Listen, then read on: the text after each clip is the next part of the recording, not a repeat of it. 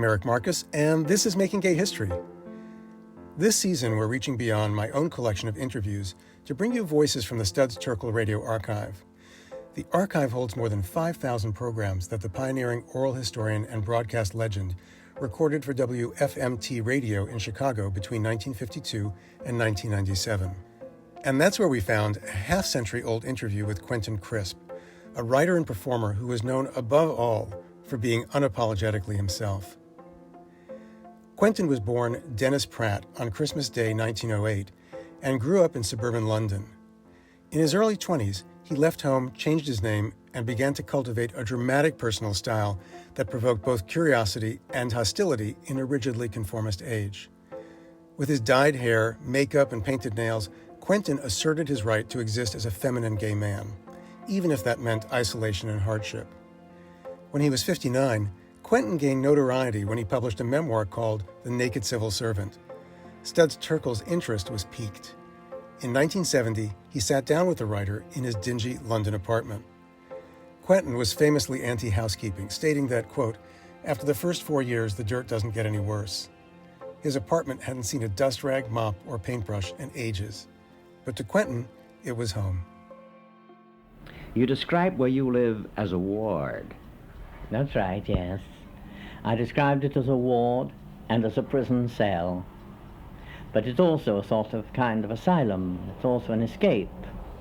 And as I've never been able to get hold of fortune or life or fate or any of these things, I've had to use a retreating method of living my life. That is to say, I have had to move into a cell and then make it a home, because I've no other way of doing it. You have no other. Why do you call this a cell or an asylum? Well, because it's what I'm left with. You see, I've lived a life where all I've ever been able to do is just lurch forward whenever I saw a chink of light anywhere. When people say to me, why did you choose to do this or that, it doesn't make sense, because I've never chosen anything. All I've ever done is just think I could do that. I mean, all the jobs I've had were the jobs I could get, because that's been my whole life. The people I know are the people who weren't ashamed to know me. The places where I've been in are the places where the landlady didn't turn me out.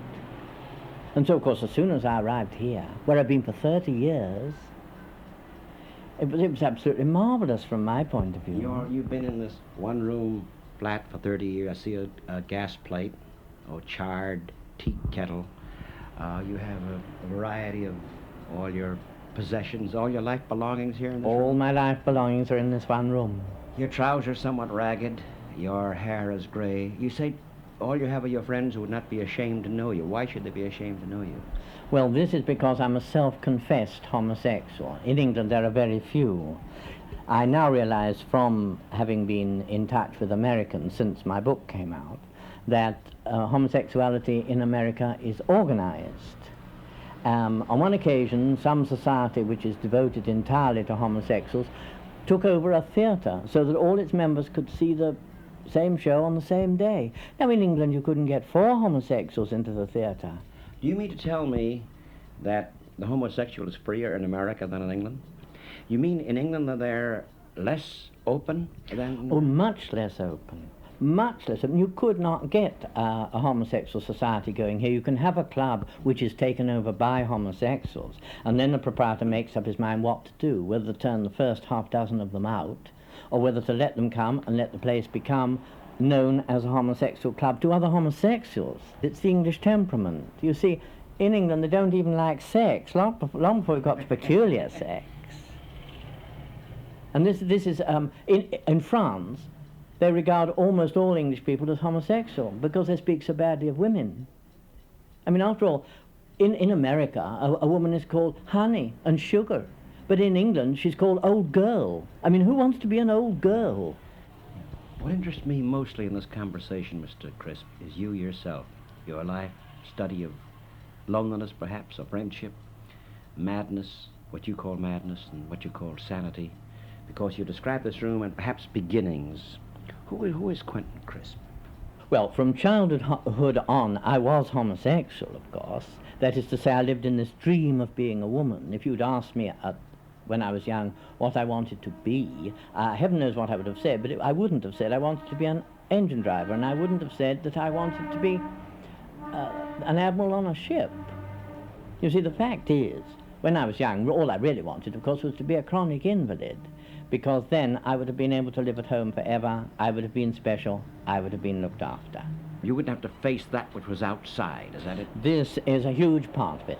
First of all, to gather together all my mother's attention by hook or by crook, even if it led to her disliking me. And secondly, to avoid the outer world, because I felt so totally inadequate. And this never left me, because I've never been able to do anything. The only job I've ever had where I understood what I was doing was being a model. Otherwise than that, I just was put into jobs by my father. He tried to find me jobs, but I couldn't even get them.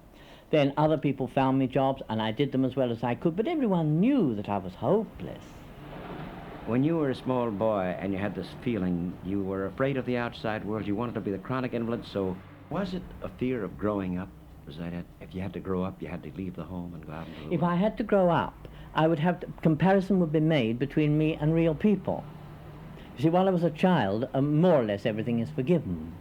But when you grow up, you're not. They can see you're the same age as other people with the same education. Why aren't you forging ahead? Why aren't you amassing property, gifts, anything you like? You see, I had the jobs, what you might call the odd jobs. I have the income that you've got left with after you've confessed this. You mean to say that you're denied jobs on the basis of your homosexuality? No, I'm denied jobs because I can be seen to be homosexual.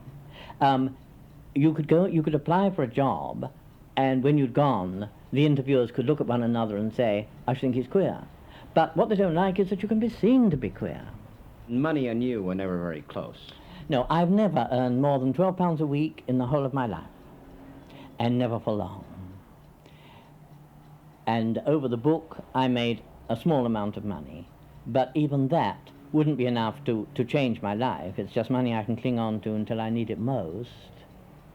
But I'm always at the losing end. This is absolutely inevitable. Why is it never that you are always at the losing end? If you're on the outside, you're just clinging on. And the slightest rocking of the boat, you fall into the sea. When did you first realize that you were on the outside? I should think when I was about 18 or 19 or 20. But I'd never heard the word homosexual used then. So I imagined I was the only one. This now is some almost half-century, some 40 years ago or so. It was 40 years ago. I'm now 61. Yes, about 40 years ago. And since the subject had never been mentioned to me, I didn't know it existed. How did your parents feel? Or Well, you? my father tried to behave as though the whole thing was sort of non-existent. He waited for it to pass. It never did, so he never spoke about it. He tried not to speak to me as far as he could. My mother alternately indulged me and threatened me with the outer world. I don't think it goes on nowadays, but in a time gone by, every parent said to its child, you can't go on like that when you go out into the world. And they said it to me. Nobody ever said, I suppose when you grow up, you'll meet people as mad as yourself and you'll get on all right with them. These were the words I waited to hear. 40 years ago, there were thought to be certain people who were homosexual, and they were a separate race of people. And this, of course, is no longer so. We now realize that men are not heterosexual or homosexual, they're just sexual.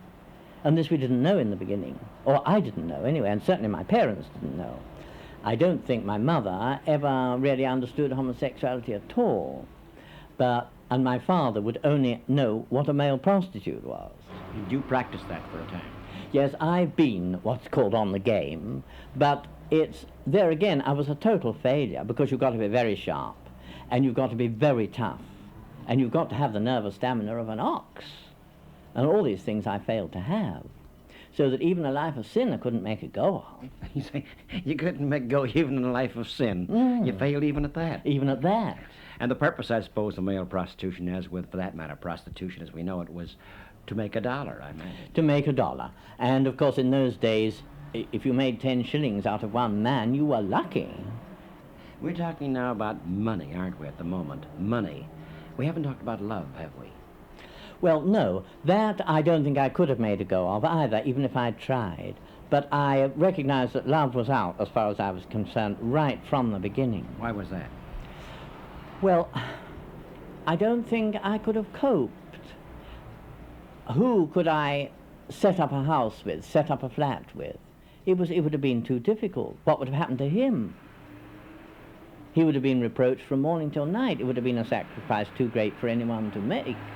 Because wherever I live, the whole neighborhood knows I'm there. Ah, that's it. We should point out perhaps that Mr. Crisp, Quentin Crisp, dresses quite bizarrely. You did in the past. Today it's less recognizable as that, but you were always, you did this unashamedly, because you did. As a result, you say acquaintance of yours might feel...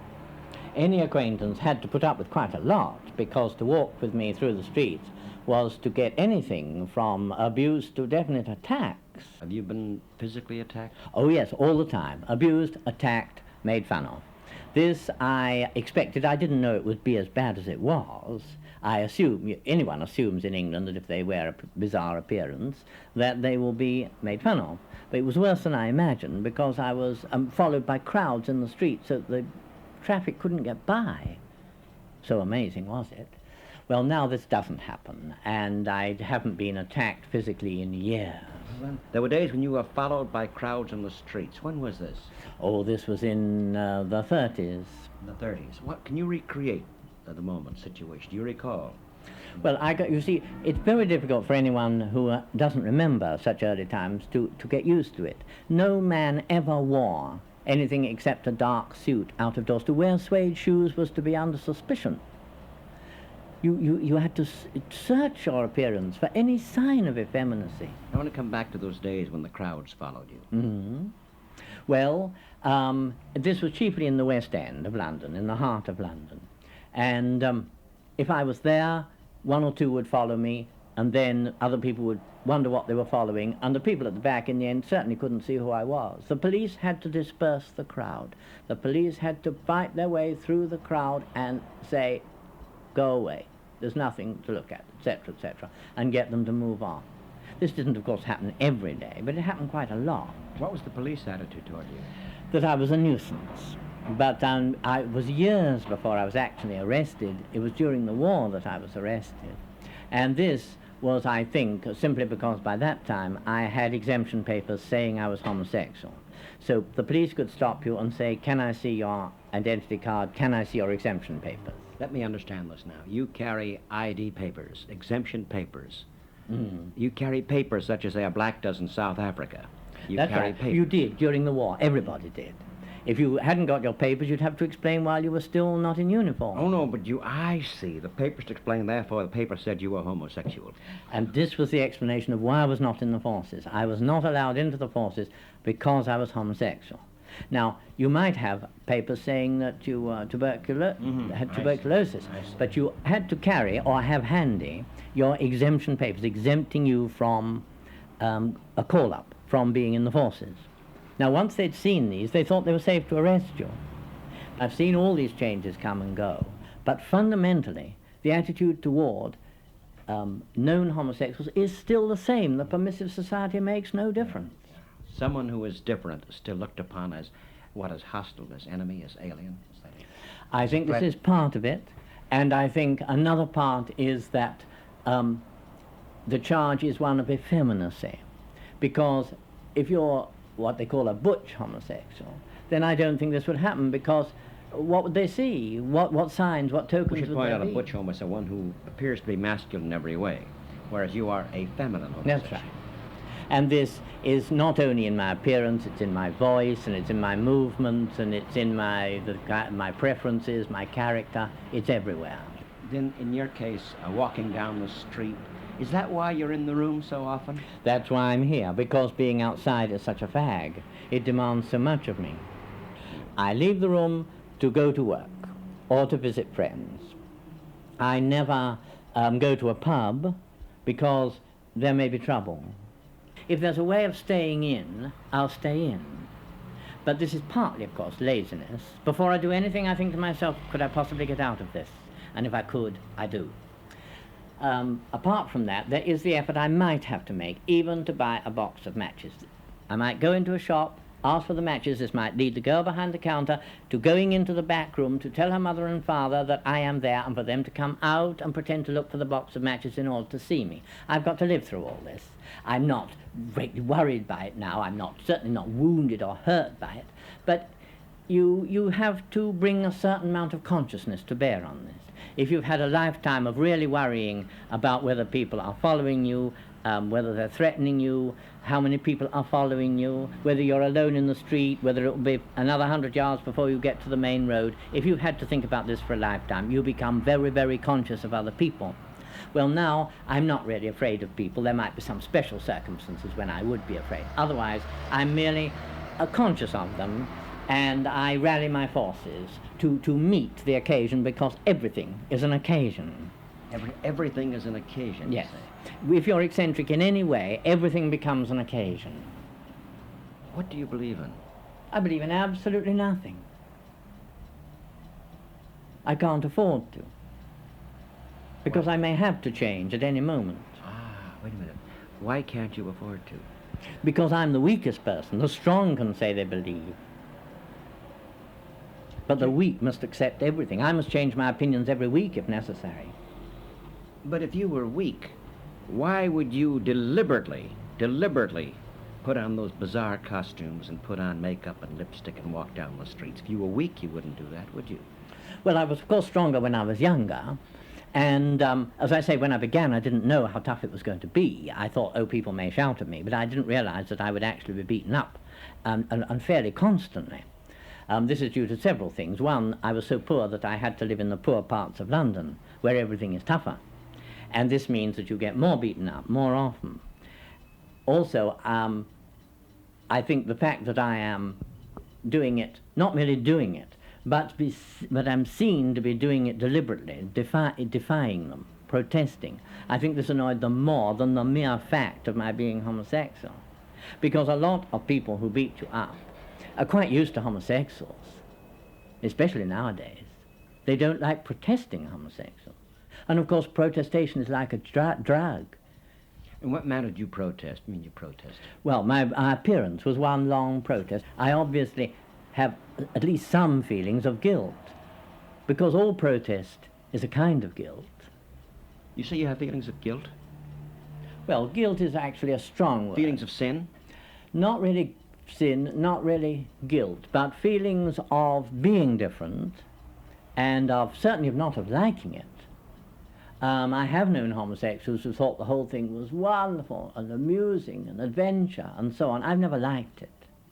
I never want to be on the outside. I never wanted to be someone whose sex was an object, whose sex was a subject of discussion.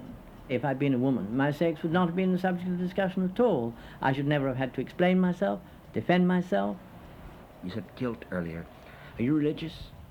No, I have no religion. I have no religion, and I suppose guilt would be the wrong word, since guilt must refer, presumably, to trying to win or feeling you've lost the opinion of God. I'm not worried by theories of God, and I'm not really worried by society. But obviously, if I were totally unworried by it, then a protest would not have been necessary, would it? So it must be that I've had to accept the fact of criticism. I've had to cope with criticism. I haven't been able to ignore it. And this is because I've not been a strong enough character.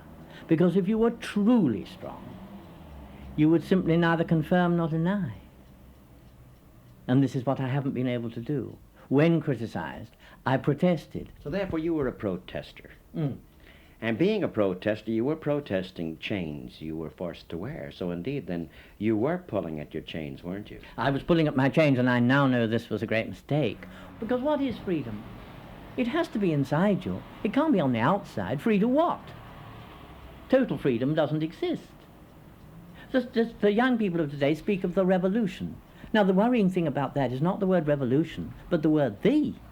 Because there will be no revolution in that sense. There will be no sudden moment at which everything changes. Revolution is a perpetual process. Beyond the horizon are other horizons. Well, we haven't talked about loneliness, have we? No. Are you? Am I lonely? No, I'm quite often alone and have been from the beginning. And I like this. I couldn't cope with a life in which I lived with somebody. A lot of people say, isn't your life lonely? And I say, yes, but it's something, one, that it's just as well to accept, but also I now actually prefer it. Of course, when I was young, I hoped to meet somebody who would cherish me and look after me and admire me and all these things. This never happened, and it never occurred to me that it didn't happen because I wasn't lovable. I assumed that it didn't happen because I was homosexual. And this is a great fault which one must try not to get trapped in. When you're peculiar in some way, if you've only got one leg, if you're homosexual, if you're a drunkard, you still mustn't attribute everything that happens to you to this one unique factor, because it may be various other things. When on Mr. Mitchell's television program I said I was waiting for death, any number of people rang me up and said, this is terrible. And I said, well, what are you waiting for? And they said, well, I have too much to do to think about death. Well, this is also no good. If you're filling your life with events in order not to think about death, it would be better to think about it and get ready for it now. Does that thought obsess you? No, it doesn't obsess me, but it is true. I don't expect anything new from my life now. And this is because I've done and said and been the things that I can do and say and be. If I hadn't, then I would still be waiting for the occasion to arise when I could express some more of myself.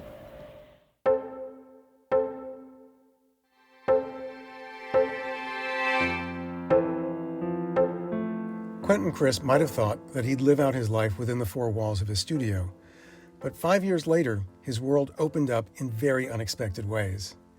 The Naked Civil Servant was adapted into a TV film that made Quentin a celebrity. He developed a one-person show based on his life that drew large crowds and got him invited to New York. Quentin immediately took to the city, and at age 72, he moved across the Atlantic to the East Village, trading one shabby apartment for another. Throughout his 70s and 80s, he continued to perform on stage and was a frequent guest on talk shows and at fancy New York dinner parties.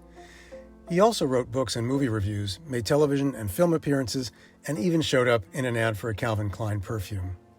Not everyone admired what Quentin had to say. He was a gay icon to some, but others took offense at his pronouncements against the gay liberation movement. He got himself in hot water when he called AIDS nothing more than a fad, although he later quietly donated money to the American Foundation for AIDS Research. In his final memoir, The Last Word, Quentin expressed his biggest regret. He wrote, "The only thing in my life I have wanted and didn't get was to be a woman. If the operation had been available and cheap when I was young, I would have jumped at the chance. I would have told nobody. Instead, I would have gone to live in a distant town and run a knitting shop, and no one would have ever known my secret. I would have joined the real world, and it would have been wonderful." Quentin Crisp died on November 21st, 1999. He was 90. Many thanks to everyone who makes Making Gay History possible. Senior producer Nahani Rouse, co-producer and deputy director Inga Dataya, audio engineer Kevin Seaman, researcher Brian Faree, photo editor Michael Green, genealogist Michael Leclerc, and our social media team, Christiana Pena, Nick Porter, and Denio Lorenko. Special thanks to Jenna Weiss-Berman and our founding editor and producer, Sarah Birmingham. Our theme music was composed by Fritz Myers. Making Gay History is a co-production of Pineapple Street Studios, with assistance from the New York Public Library's Manuscripts and Archives Division and the One Archives at the USC Libraries. Season 8 of this podcast is produced in association with the Studs Terkel Radio Archive, which is managed by WFMT in partnership with the Chicago History Museum. A very special thank you to Allison Shine Holmes, Director of Media Archives at WTTW Chicago PBS and WFMT Chicago, for giving us access to Studs Terkel's treasure trove of interviews. You can find many of them at studsterkel.wfmt.com. Season 8 of this podcast has been made possible with funding from the Jonathan Logan Family Foundation, proud Chicagoans Barbara Levy-Kipper and Irwin and Andrew Press, the Small Change Foundation, and our listeners, including Joan Davidson. Thanks, Joan. Stay in touch with Making Gay History by signing up for our newsletter at makinggayhistory.com. Our website is also where you'll find previous episodes, archival photos, full transcripts, and additional information on each of the people and stories we feature. So long, until next time.